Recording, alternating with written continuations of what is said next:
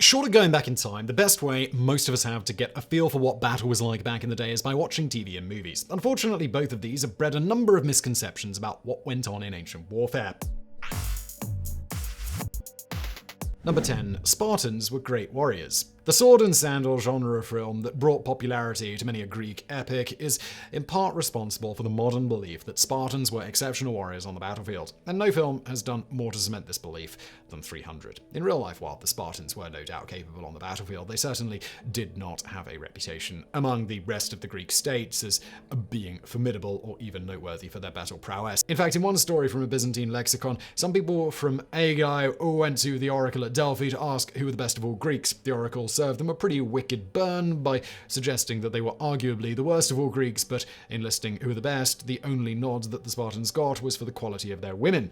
It was the people of Argos who got mentioned for being skilled on the battlefield. At the Battle of Champions in 550 BC, 300 Spartans took on 300 Argives, and the end result was that one Spartan survived while two of their enemies lived. If nothing else, that indicates they were evenly matched with a slight edge to the Argives. As for the famous battle that the movie 300 depicted, it is true that King Leonidas of Sparta led an army of 300 Spartans to face off against a massive force of Persians. He also led about 6,000 or 7,000 other Greeks from numerous other city-states, and for 2 days they held off the Persians at a mountain pass. However, the forces of Xerxes were able to circle around the Greek army, and while most of them fled, the Spartans stayed behind with the Thespians and Thebans and were killed to the last man. The Persians removed Leonidas' head after it was killed. It was certainly an act of remarkable bravery on behalf of the Spartans, but the fact is they were not victorious in battle and did not prevent the Persians from continuing on through Greece. Number 9. Knights were honourable. Most of us think of knights as being honourable people, and that's where the very concept of chivalry comes from. The Smithist myth has been reinforced in books and film, in particular as it relates to anything from Arthurian legends. Sir Lancelot, Sir Galahad, Sir Gawain, and all the rest were courteous and honourable men. But the reality was that knights were often just men with swords. They were hard muscle that had the skill and desire to hurt other people if you wanted them to. An armoured man on horseback in medieval times was not much different from a tank today. In reality, the code of knightly conduct that we think of today relates to how knights are meant to behave and the rules they should follow, and it did exist, and it came about in direct response to the fact that so many knights were lawless, savage individuals. The church developed a chivalric code after the attack on Constantinople during the Fourth Crusade. That battle, and many before it, saw knights brutally laying waste to civilians. They would kill, they would steal, and they would rape with impunity because no one would stop them. And that is the only reason why the church sought to create rules. It was in an effort to curtail their behavior.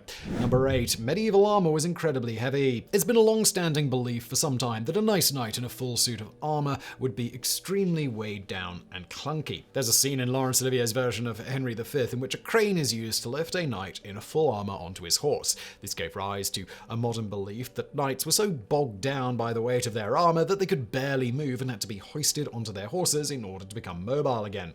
In reality, a suit of armor typically weighed somewhere between 45 and 55 pounds. A modern marine is going to carry anywhere between 60 and 100 pounds worth of gear with them into combat. Even a modern firefighter carries somewhere between 30 and 40 pounds.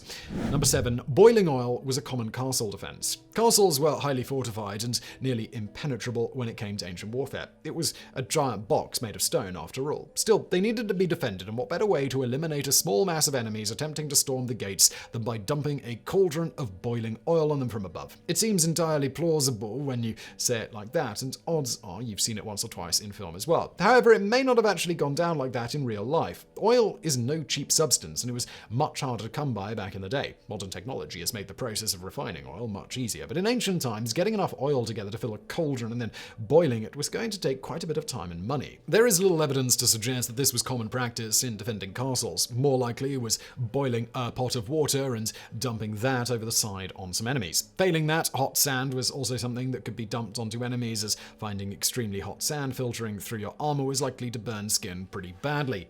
But oil was simply not in plentiful enough supply to make this a practical weapon by any means. Number 6. Knightly combat was highly skilled. It seems that a knight should have been a highly skilled fighter, and in many cases that was true, but not in every case. And even if a knight had spent years fine-tuning their combat readiness, and in the heat of the moment it wasn't necessarily practical that you go toe-to-toe with perfect sparring technique against your foe.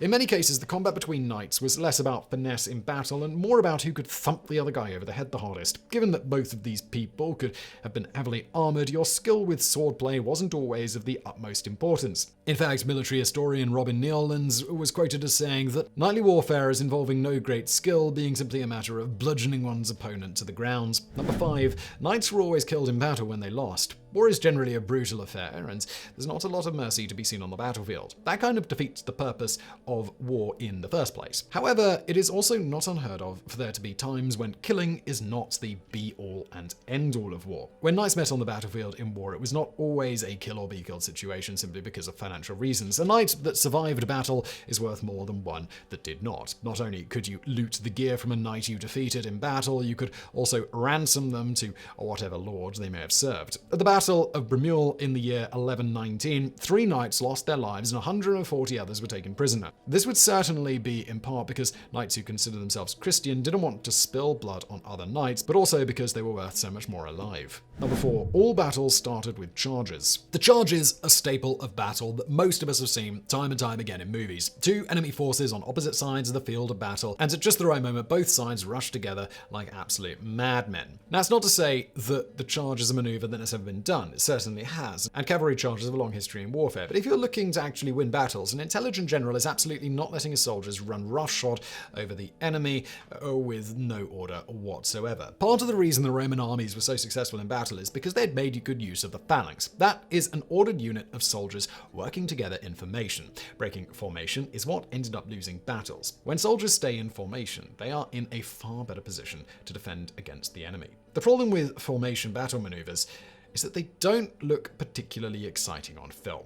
Number 3. There were no female warriors like Amazons. One of the most popular tales from Greek history and mythology involves the warrior tribe known as the Amazons. This is thanks in no small part to Wonder Woman. When conflated with other tales from Greek mythology, like those of Hercules, it is a common belief that the idea of Amazons was purely fictional. In fact, that's not true at all. Evidence from burial sites found around Russia has shown that Scythian women, who Herodotus believed were descendants of the Amazons after the two people came together, were very much warrior women. Unearthed grave sites show women that were buried alongside their weapons. Their skeletons show they were bow-legged, indicating they spent a lot of time on horseback, and they were also unusually tall for the time period in which they lived. So in fact, there were truly giant warrior women, at least as far as some Greek warriors may have been concerned. Number 2. Swords were heavy. Undoubtedly, you have seen at least one movie in which a character moves to pick up a broadsword that another character had just been holding and collapses under the weight of the thing. It's almost unquestioned by modern standards that a sword had to be a big, brutish weapon that was increasingly unwieldy, except for the most highly skilled and powerful of knights. The truth of the matter is that swords were not all unwieldy. When you think about it, how could they have been? If a sword was hard to move, then it was no good in battle. It doesn't matter how strong you are. The momentum created by swinging a massive heavy piece of metal would have made it almost impossible to use. The average sword used by people in medieval times would have weighed between 2.5 to 3.5 pounds. A hand-and-a-half war sword would have probably been around 4.5 pounds. Even the largest two-handed swords used by the most powerful fighters rarely weighed more than 3 kilograms, which is only about 6.5 pounds. Number 1. Blood grooves were to bleed an enemy. There is a line down the center of many swords that you may have noticed if you've taken the time to look at one. This shallow groove extends nearly from the hilt to the point of a blade. You'll see them on bayonets, some Japanese blades, and even some combat knives as well. The proper name for this groove is called a fuller, but they're also known as blood grooves and blood gutters. The name blood groove has given rise to a belief that the point of a fuller was to allow blood to seep out of the wound after you stabbed an enemy, causing them to die more quickly. If there's no blood in the groove, then the blade theoretically could just plug the wound and the victim would not bleed very much at all. The groove ensured that blood would be spilled and your victim would die soon, if not from the wound itself, then from blood loss. The truth of the matter is that a blood groove has nothing to do with blood. Instead, the fuller is included in the design of the blade when a blacksmith is making it as a way to reduce the overall weight of the weapon. A blade with a properly designed fuller can be upwards of 35% lighter than an otherwise identical blade that does not have a fuller in it. There's no sacrifice in the integrity of the blade itself or its ability to function.